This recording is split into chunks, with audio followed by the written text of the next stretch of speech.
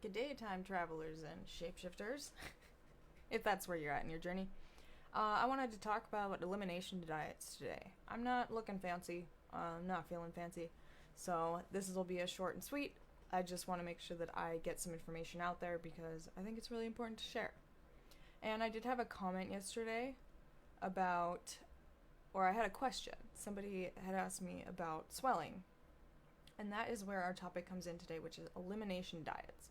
So a lot of the time, the way we hear about elimination diets or they're presented to us is through things like very drastic changes in the way we eat, right? Keto or no carb or no sugar or no protein. No, it shouldn't be no protein, but no meat, things like that. Those are elimination diets. If you go ahead and look up like the elimination diet, what it is a brief rundown of like foods that you typically can eat that will reduce swelling, like supposedly almost all of it, but the thing is that you do need to adhere to it for several weeks in order to see the change. And this is the reason why a lot of fad diets work. Okay, detox teas, people that talk about not just detox teas, but like MLMs that are like, try this product for 2 weeks. I guarantee you'll lose like 20 pounds in a week. It usually has to do with the fact that you're eliminating a lot of things from your typical diet.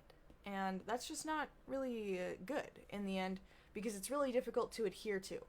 So the elimination diet in itself is not about permanently changing your diet to that diet, okay?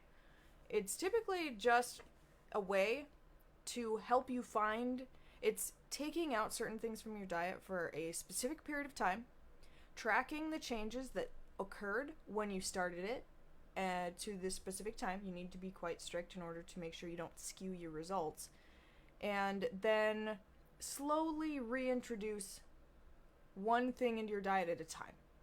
You want to ensure that you know exactly what it is that you're reintroducing into your diet that's going to, so that you know what is causing swelling. So the idea is that you'll lose a lot of weight when you do this diet because of the swelling that comes down. It's one of those health baselines that really impacts the amount of fluctuation you see on the scale day to day. It can impact the way that you feel, like groggy or just swollen and stiff. You know, it's more difficult to move in general because of swelling. So it can be very necessary to take swelling down, but the purpose of something like the elimination diet is to find exactly what is causing the swelling. And then from there, once you know what's causing the swelling, you can decide whether or not you want to continue to incorporate that food or food group into your diet.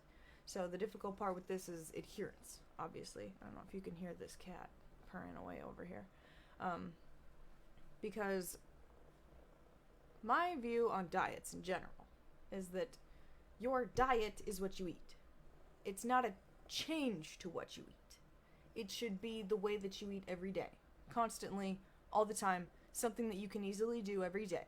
That is your diet. It's what you eat. It's not a named thing that you follow for X number of weeks or months to possibly get what you want in results and then eventually revert back to the old way of eating and performing. Okay, this is too much for me.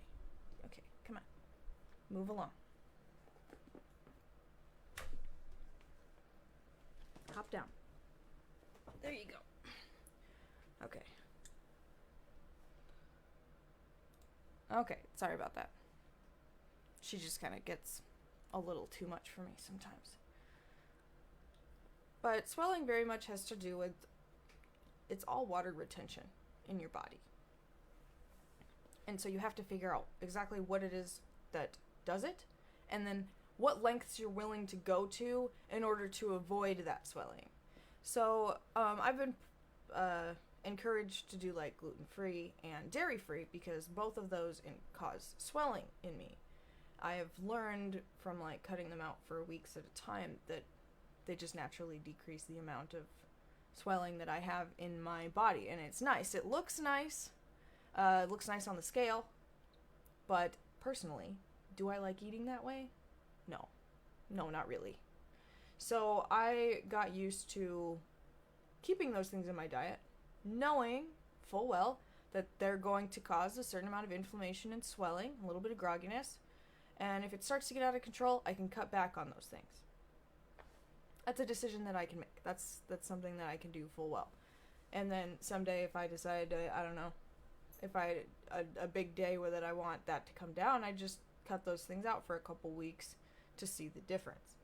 But it's not something that I personally do, knowing that I'm just never going to eat those things again. I mean, you could. Some people thrive on that. And if that's the case, then you found a good thing for you to control and manage. But if you can't adhere to it, then, you know, your brain is always doing a cost-benefit analysis of everything that you kind of encounter every day. And if you're struggling to maintain something that you want, it's usually because your brain is not weighing the benefits and the costs in the direction that it wants to from its experience. Like based on what you felt at the time of consuming those foods, or the way that you felt at seeing the results, it's just not weighing out in your favor. So there's a couple things you could do to approach this. You could, if you find those things that you want to eliminate, but it's just not working out for you, you could change the way that you approach it and think about it, and change the way that you feel about it. You can make that a B if you want. It all goes hand in hand, but you have to create memories, stimulating memories and emotions that are going to help your brain later associate those things as either something you don't want and those results that you do want.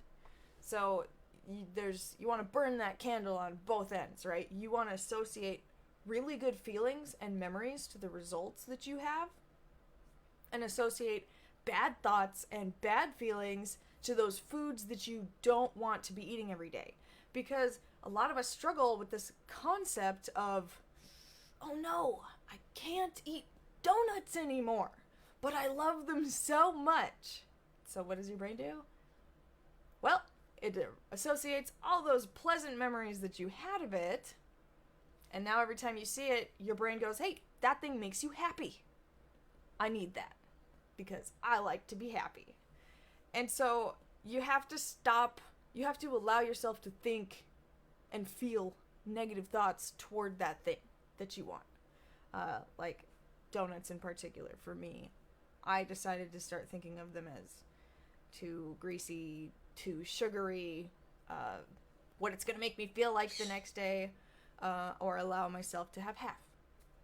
I feel better having a quarter of one or half of one, so I don't allow myself to have one unless I can share it or have the willpower to throw away the other half, because I have managed to get to that point. But it's very important that you recognize that you are in control of your emotions and your thoughts and your feelings. This is something that a lot of people are just kind of letting run rampant in their lives, is they just kind of go through life riding on these waves of emotion and thoughts and feelings, and just, oh no, why do I feel this way today? What are my thoughts doing today? Like, oh, this is not fun. You don't have to do that. You can grab the reins and say, this is the direction I want to go. This is where we're going today. And then push through. It takes practice, for sure. Especially if you're not associated with that feeling and thought that you can do it. You have to instill that belief within yourself first. That this is something that I want. This is something I'm going to invest my time and energy into. And I'm going to make it work, no matter what. So it's very important to keep that mindset going for you. So I don't ever want anyone to go through life thinking that they have to just deal with the way that they are. Because you You are dealing with whatever you give yourself, okay? You first have to accept that about yourself, is that you are eating the cake that you made for yourself every day, okay? Your thoughts and your feelings are things that you've perpetuated over time. You can change them. It takes time. But everything worth having is worth working for. So, make it part of your habit. You can control those emotions and those thoughts and those feelings. And therefore, when it comes to food, if you don't like the fact that your results are not tied to what you're eating, then you need to start changing the way that you think and feel about those foods that aren't getting you where you want to go. Because you do have that control. Just to reiterate that point. So, if you don't already know, my name is Abby, or Zix. Zixelation is my online tags. I am on Facebook and YouTube and Instagram. I post lifestyle and fitness videos on YouTube. I do workouts, exercises on Instagram right now. That's kind of my jam at the moment. I'm going to try a link here and see how it appears. If it appears. Oh, rest in peace. Okay, so that's... No, it's not. Alright, well, I'll give it a couple seconds. But yeah, that's my TED Talk for the day. That's just scratching the surface of some very important concepts that go into true success. Is changing the way that you think and feel about things, especially things that you really want. So it's not appearing. I want to see why. Nope, still not.